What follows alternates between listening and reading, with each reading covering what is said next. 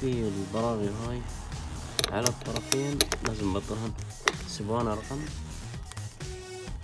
7.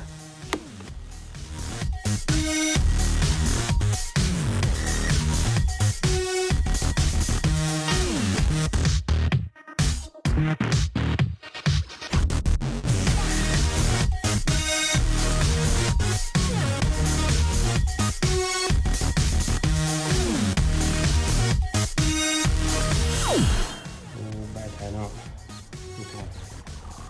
طبعا الدبات الحين نركب القياس هنا علمتنا الدب الثاني نفس الشيء. تشوفون بعد عملية القص. هذا طبعا بعد لحام أول وصلة. أني هاي زاوية هاي شوي بعد تعديل، بس الأطراف الثانية أوكي لا بأس.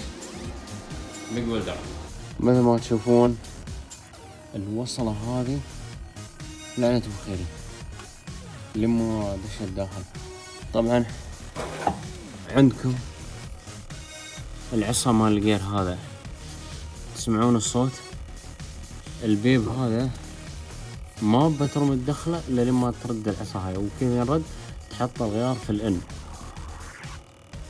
وبعد تعب شديد شديناهن ونجرب.